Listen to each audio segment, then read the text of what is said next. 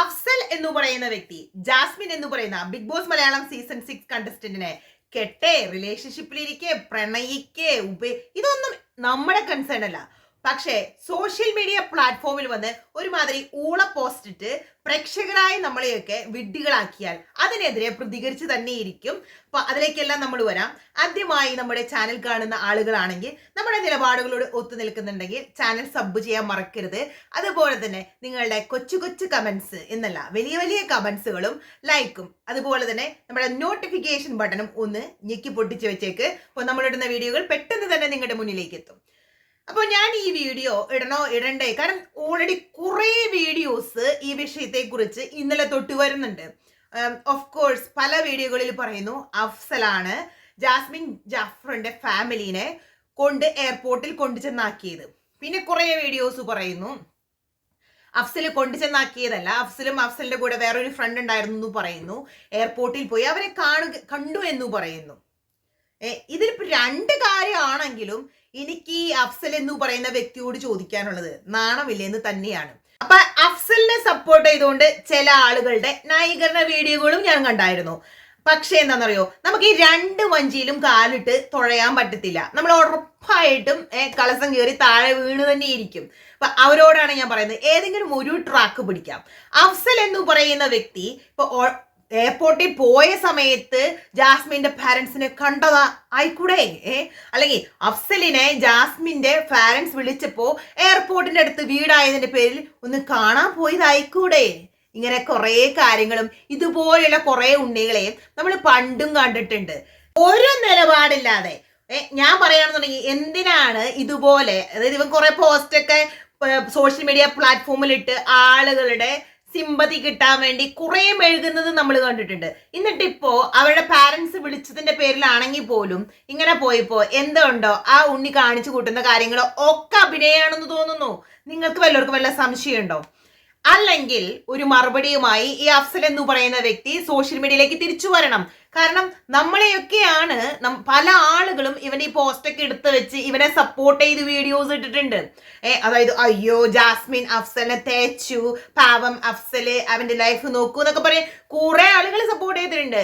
അപ്പൊ നമ്മൾ ഇന്നലെ കാണുന്നത് ജാസ്മിന്റെ parents Bigg Boss Malayalam season 6ലേക്ക് എൻട്രി ചെയ്യാൻ വേണ്ടി എയർപോർട്ടിൽ എത്തുമ്പോൾ അവിടെ വന്നതാണെങ്കിലും കൊണ്ടുചെന്നാക്കിയതാണെങ്കിലും ഈ വ്യക്തി അവിടെ പ്രസന്റ് ആണെങ്കിൽ നമ്മൾ അതിന് എന്താണ് നമ്മൾ കരുതേണ്ടത്?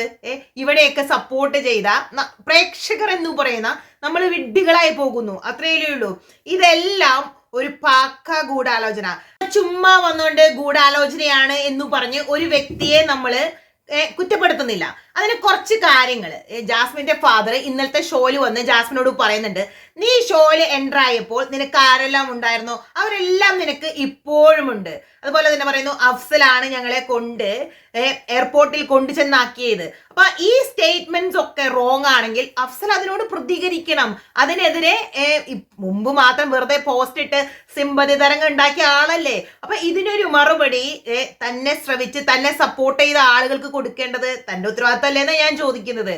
നമുക്ക് മനസ്സിലാവുന്ന കാര്യങ്ങൾ എൻ്റെ മനസ്സിൽ പറയുന്നു, ഇപ്പോഴും ജാസ്മിന്റെ പാരന്റ്സിനെ സപ്പോർട്ട് ചെയ്ത് അല്ലെങ്കിൽ അവരുമായി ഒരു കോണ്ടാക്ട് ഉണ്ടെങ്കിൽ ഡെഫിനറ്റ് ആയിട്ടും ഇതിൽ എന്തൊക്കെയോ തിരുമറികൾ നടക്കുന്നുണ്ട്. ഇതിലെന്തൊക്കെയോ നമ്മുടെയൊക്കെ കണ്ണിൽ പൊടിയിട്ടുകൊണ്ട് ഇവരെന്തൊക്കെയോ കാര്യങ്ങൾ, അതായത് എൻഡ് ഓഫ് ദ ഡേ നമുക്കറിയാം ബിഗ് ബോസ് മലയാളം സീസൺ 6ൽ വരിക, അതിന്റെ വിന്നർ ആകുക, അതിന്റെ പ്രൈസ് മണി അടിച്ചു മാറ്റുക എന്നുള്ളതെല്ലാം എല്ലാ കണ്ടസ്റ്റൻസിന്റെയും അതാണ് അവരുടെ പ്രൈം ആയിട്ടുള്ള ഒരു ലക്ഷ്യം എന്ന് പറയുന്നത്.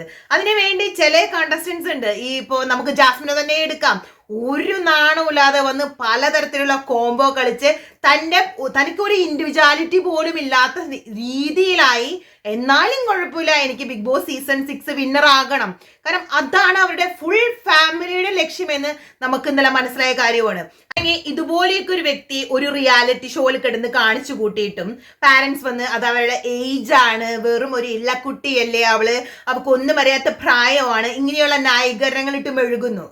അതിനെ സപ്പോർട്ട് ചെയ്തുകൊണ്ട് തലയിൽ ഒരു മൂളയില്ലാത്ത കുറെ യൂട്യൂബേഴ്സ് ഇറങ്ങിയിട്ടുണ്ട്. നമ്മൾ കണ്ടായിരുന്നു, വളരെ ചുരുക്കം യൂട്യൂബേഴ്സ് കുത്തിയിരുന്ന് ജാസ്മിനെ സപ്പോർട്ട് ചെയ്ത് എങ്ങനെ സപ്പോർട്ട് ചെയ്യാൻ കഴിയുന്നു എന്നാണ് ഞാൻ ചോദിക്കുന്നത്. തലയ്ക്കകത്ത് എന്തെങ്കിലും ഉണ്ടെന്നുണ്ടെങ്കിൽ ഈ വലിയ അഡ്വാൻസ്ഡ് ആയിട്ട് ചിന്തിച്ചൊക്കെ വീഡിയോസ് ചെയ്യുന്ന ചില ആളുകളുണ്ട്. അവരൊക്കെ എന്തിന്റെ ബേസിലാണ് ഈ വക വൃത്തികേടുകളെ സപ്പോർട്ട് ചെയ്യണേന്ന് നമുക്ക് മനസ്സിലാവുന്നില്ല കേട്ടോ. പിന്നെ ചില ആളുകളുടെ വീഡിയോയില് കൃത്യമായി, അല്ലെങ്കിൽ നമ്മൾ കുറെ വീഡിയോസ് കണ്ടപ്പോൾ നമുക്ക് മനസ്സിലായെന്ന് വെച്ച് കഴിഞ്ഞാൽ ജാസ്മിന്റെ പാരന്റ്സ് അതിൽ എൻട്രോണെ തൊട്ട് മുമ്പ് വരെ ജാസ്മിന്റെ കഴുത്തിൽ ഗബ്രി കൊടുത്ത ഒരു മാലയൊന്നും ഉണ്ടായിരുന്നില്ല. പക്ഷെ എൻട്രായി കഴിയുമ്പോൾ ആ മാല ആ ബാപ്പയ്ക്ക് കഴുത്തിൽ നിന്ന് ഊരാൻ വേണ്ടി എങ്ങനെയോ പ്രത്യക്ഷപ്പെട്ടു. ഇതൊക്കെ നമുക്ക് സംശയങ്ങള്, അതായത് ഇതൊരു നാടകീയമായ കാര്യങ്ങൾ. ബിഗ് ബോസിന്റെ സപ്പോർട്ടോടു കൂടി ജാസ്മിനെ കൂടുതൽ കൺസിഡറേഷൻ കൊടുത്ത് ജാസ്മിൻ എന്ന് പറയുന്ന കണ്ടസ്റ്റന്റിനെ ബൂസ്റ്റ് ചെയ്യാൻ വേണ്ടി ബിഗ് ബോസ് ക്രിയേറ്റ് ചെയ്യുന്ന ഡ്രാമാസ് ആയിട്ട് നമുക്ക് തോന്നുന്നത്. ഇന്നലെ വരെയുള്ള നമുക്ക് ജാസ്മിന്റെ ഡ്രാമാസ് എടുക്കാം.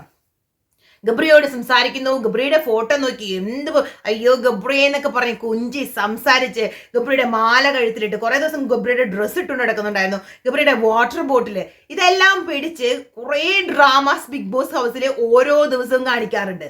ഈ ഡ്രാമാസ് എല്ലാം കാണിച്ച് ഇന്നലെ വീട്ടിൽ നിന്ന് ആളുകൾ വന്ന് ഇതെല്ലാം ഊരിപ്പറിച്ച് വാങ്ങിപ്പോയിട്ടും ജാസ്മിൻ എന്ന് പറയുന്ന വ്യക്തിക്ക് എന്തെങ്കിലും ഒരു വ്യത്യാസം, ഒന്ന് കരയുന്നതെങ്കിലും ആരെങ്കിലും കണ്ടോ? അതാണ് ഞാൻ പറയുന്നത്. ജാസ്മിൻ എന്ന് പറയുന്ന വ്യക്തി പക്കാ ഫേക്കാണ്. ഡേ 1 തൊട്ട് ഫേക്ക് ആയിട്ടുള്ള കാര്യങ്ങൾ കാണിച്ചു മാത്രം ഈ ഷോയിൽ മുന്നേറിക്കൊണ്ടിരിക്കുന്ന ഒരു ഇൻഡിവിജ്വാലിറ്റി ഇല്ലാത്ത ഒരു പേഴ്സണാണ്, ഒരു പേഴ്സണാലിറ്റി ഇല്ലാത്ത ഒരു പേഴ്സണാണ്. അപ്പോൾ ബിഗ് ബോസ് മലയാളം സീസൺ 6 ഞാൻ പറയാണെന്നുണ്ടെങ്കിൽ ബാക്കി ഏത് കണ്ടസ്റ്റൻസിന് കപ്പ് കിട്ടിയാലും നമുക്ക് പറയാം എന്തെങ്കിലുമൊക്കെ ഒരു ക്വാളിറ്റി ഉണ്ടെന്ന്. ഈ വ്യക്തിയിൽ എന്ത് ക്വാളിറ്റി പറഞ്ഞിട്ടാണ്? ഒരു ഗെയിമും കാഴ്ചവെക്കാതെ ജസ്റ്റ് ഒരു കോംബോ പിടിച്ച് അശ്ലീലം കാണിച്ച് അങ്ങനെ ഒരു വ്യക്തിക്ക് കപ്പ് കിട്ടുവാണെന്നുണ്ടെങ്കിൽ ജാസ്മിന് ഉറപ്പായിട്ടും ആ കപ്പ് കൊടുക്കണമെന്ന് ഞാൻ പറയും. അല്ലാതെ അവള് കുട്ടിയല്ലേ ആയിട്ടുള്ളൂ, 22 വയസ്സല്ലേ ആയിട്ടുള്ളൂ എന്നൊക്കെ പറഞ്ഞ് വളരെ അഭിമാനത്തോടു കൂടിയാണ് മകള് കാണിച്ചു കൂട്ടിയ തോന്നിവാസങ്ങളെ ന്യായീകരിക്കുന്ന പാരന്റ്സിനെ ഞാൻ കണ്ടത്.